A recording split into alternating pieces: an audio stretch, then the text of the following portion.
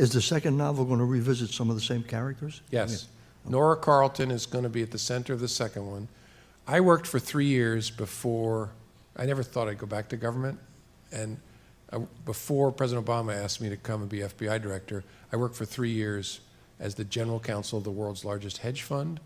And so I want to show people that world in a crime novel, hopefully without getting sued by my former employer, but fictionalize it because it's really interesting. Yeah. And fun to tell a story there. And so it'll be Nora, and you'll see Benny again. Yeah. My publisher said I can't talk about the third book, but it'll be New York based because he doesn't want me giving away what happens to characters. Okay. Do you have any advice for rookie prosecutors? Yeah, I do, because I was one, and I taught a lot of them. I used to bring in new prosecutors on their first day when I was U.S. attorney, and I'd ask them to bring their family, the people closest to them, because I wanted them to hear my expectations, and because I wanted to make an imprint on them. And I would say, okay, here are my expectations.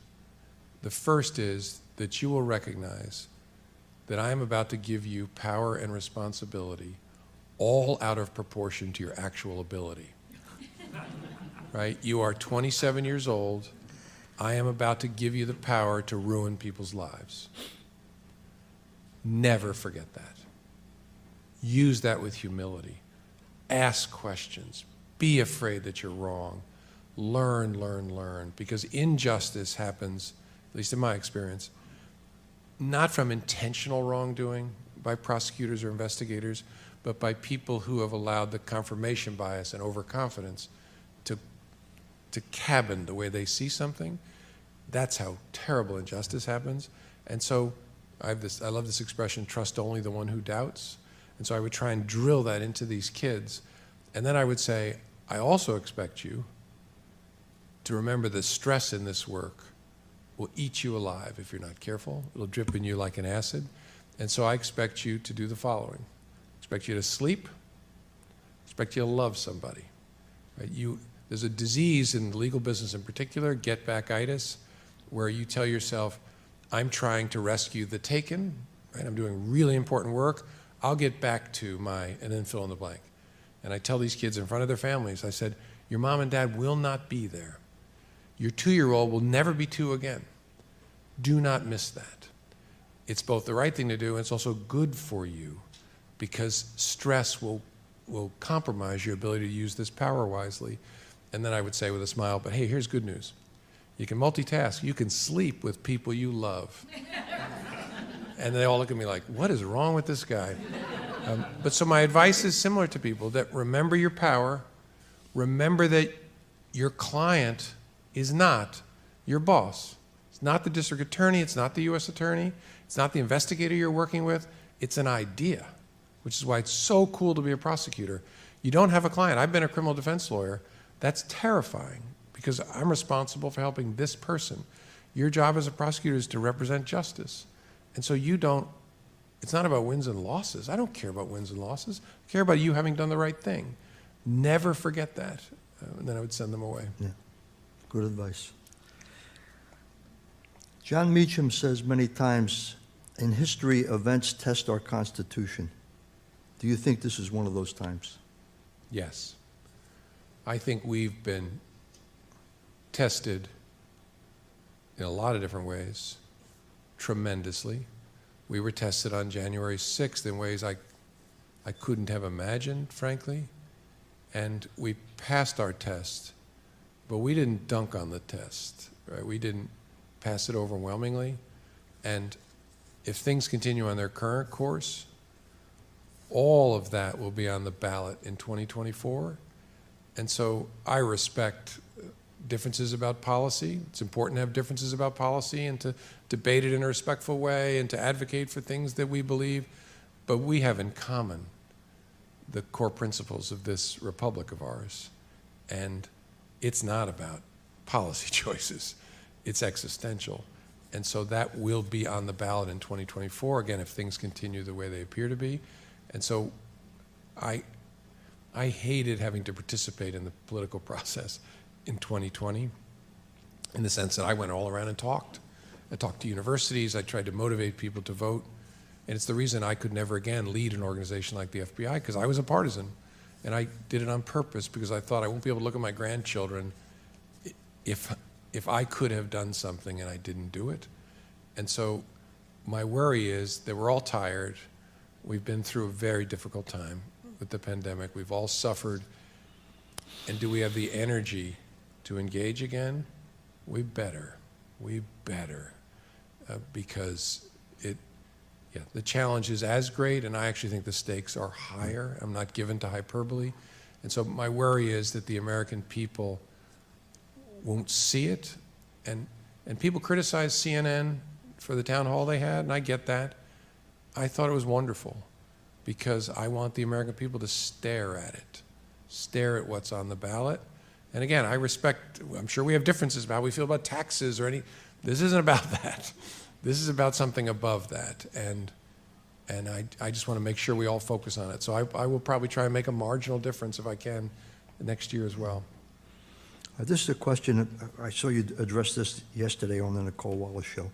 If you had not announced the reopening of the Clinton investigation, how would that have played out? What would have been the repercussions? I don't know. Obviously, I've tried to live that imaginary life 1,000 times. The way I stood, where I was sitting, I saw two choices at that point. And my judgment, which honestly it still is in hindsight, as painful as that is that to choose not to say something at that point would have been catastrophic to the Justice Department, to the FBI, and I think more broadly than that. And the reason I say that, it's important to understand the context of that, is I had just spent the entire summer defending against vicious attacks from the Republicans that the FBI was crooked, that we had given Hillary Clinton a break. And we had not. As I explained when I tried to offer transparency, we did a professional investigation. There was no there. And I went and testified under oath repeatedly. This thing's done. You can trust us. We're the FBI. Go away. Go have an election. Leave the Hillary Clinton thing over. That's done. And the Attorney General had testified in the same way. And then I find out on October 27th, the evening of the day of the 27th, that not only is it not over, but my team's telling me it's not over in a way where the result may change. And we have found a trove of emails like nothing we ever saw before, and we can't possibly review them before the election. And so what do I do? And so the choice of not speaking is an action because it's to allow the American people to go on an election based on a lie from the FBI that this is done, this is over. Of course, the other is also terrible. It's to speak, not literally speak. I didn't speak at all. I just sent a letter, private letter to Congress, which they leaked in like 8 seconds. But to tell Congress that the testimony I gave you repeatedly under oath is not accurate, right? One of the norms of the Department of Justice is when I give false testimony as an employee, I fix it. I go and tell the tribunal. And so both of those are horrible because we're on the cusp of an election. Oh my God, is there another door? And I couldn't find another door. And so I still think, if you imagine an alternative life, had I not said something, and let's imagine the worst of all worlds, again, because it's only what I know on October 28th, our evaluation of the case changes so that after the election, we have a different view of Secretary Clinton's criminal culpability, and we knew that it had changed before the election, and we didn't say anything, even though we testified under oath to the contrary. Wow. And so reasonable people can see this differently, but both of those doors lead to hell. But that not speaking door, I don't know what it would do to a Hillary Clinton presidency. I don't know what it would do to the institutions of government, but it would destroy the FBI and the Justice Department. And so my job was to try and understand, given the values of this institution, what's the right thing to do, given my role in our government. And look, I wanted help. And so that's why I had my chief of staff call the Attorney General's chief of staff and say, here's what he thinks he has to do, but he'd welcome a conversation with you. And the answer came back, she disagrees, but she doesn't wish to speak to him. And look, I've been around. I knew what that was. That was, dude. You're going under the bus. You're taking this hit. Yeah. And that was part of my wife's agony, because she said, why you? Why does it have to be you? And I said, look, I could do, honestly, the chicken shit thing and, I don't know, write a memo to the Attorney General and then leak it or something. But this is my job, to try and decide what the right thing to do is and then just do it. And I knew it was disastrous for me personally in a way that the other one wouldn't have been for me personally. But you can't do that. You can't do that and look at your kids and your grandkids. So anyhow, I hate that I was involved, that Donald Trump was who he was, causes me enormous pain.